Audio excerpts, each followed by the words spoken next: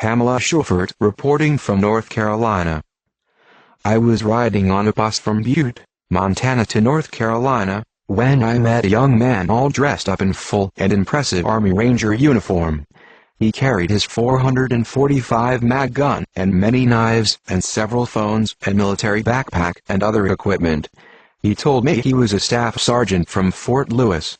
Fort Lewis is where many modern guillotines have been stored for a long time, for use in martial law. I teased him at first and told him I knew all about the modern guillotines in Fort Lewis. He was shocked. He said, "How did you know? This is highly classified information." I told him that the U.S. military was not telling the young man like him, but these guillotines will be used on Americans and Christians in the future under martial law, to behead all New World Order resistors. The longer he listened, the angrier he got. Using a few choice expletives, he said, "They never told us this would be used on Americans under martial law, to get rid of all Christians and New World Order resistors. We thought they would be used in Iraq or something." He then asked me to tell him more and more. Finally, so angry at how they were being deceived and brainwashed, he told me, "I will never go along with this New World Order agenda. I am a Christian. I will contact my men in my platoon, 64, and those I can trust who are Christians. I will tell them the truth." I was supposed to go to Fort Hood for more special ops training next week, and then return to train my men in how to operate these guillotines. There is a special underground training center where the guillotines are. We are not allowed to bring in any cameras, cell phones, etc., because of high security and silence regarding these guillotines.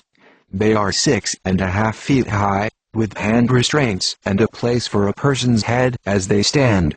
We were going to use dummies for practice, but now I am refusing this assignment, and I will contact the men under me who I can trust, who will not go along with this NWO agenda, and will come out instead with Humvees, weapons and everything we can get our hands on to fight this New World Order agenda. We parted him the next day. He told me he talked to his sister and family, and they were shocked. They were all military. They told him, "How do you know about this New World Order martial law agenda? It is all highly classified." When he told them about me, I had given him a copy of my Airman magazine with my famous USAF father's cartoon in it. He was quite amazed and impressed.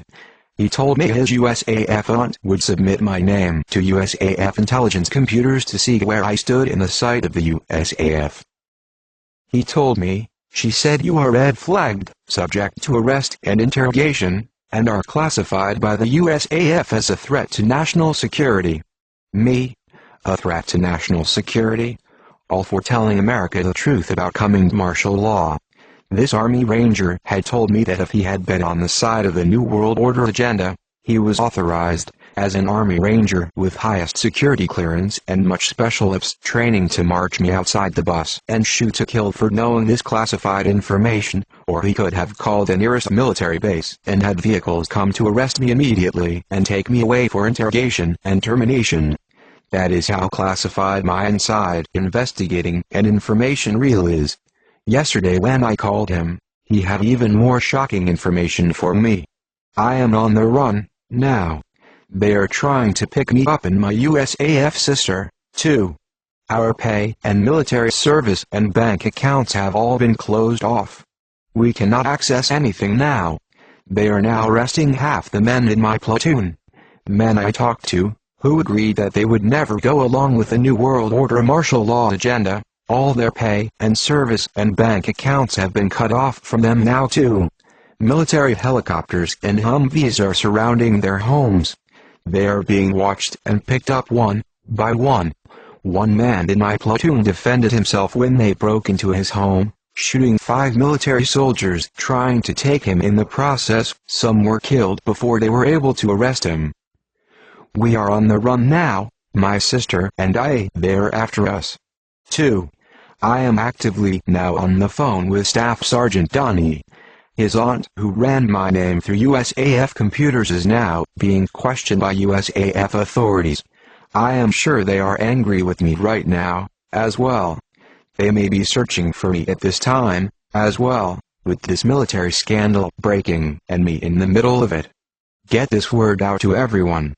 These brave military men are paying the highest price to say they will never go along with this New World Order military agenda to kill innocent Americans and to destroy our Constitution and our freedoms and people of faith and character in our nation. Pray for the men they are now hunting down like dogs, to be interrogated and killed. Pray also for me. I may be picked up soon for my role in this military scandal. Pray for the mercy of Yahweh the Messiah to preserve me through all this. Forward this breaking news to everyone on your email list. Now you know the guillotines are real. He told me they are everywhere, in Fort Hood, Fort Bragg, Fort Lewis, in all the U.S. military bases, including Germany, where he was stationed. Yes, Europeans will be beheaded for their faith as well in the New World Order. Pass this on and pray for me. For Donnie and his Christian men, they are hunting down from Fort Lewis. Pamela Schufert, noted author, investigative journalist, reporting live from across the nation. It is now time for the true believers of USA, Canada and for the whole world to prepare for the coming crisis. It will not be without persecution, testing and bloodshed. I dare say, in fact, that it is time for the true believers of North America to prepare for martyrdom for their faith. End-time Bible prophecy is about to unfold in this nation, as never before, and I can prove it.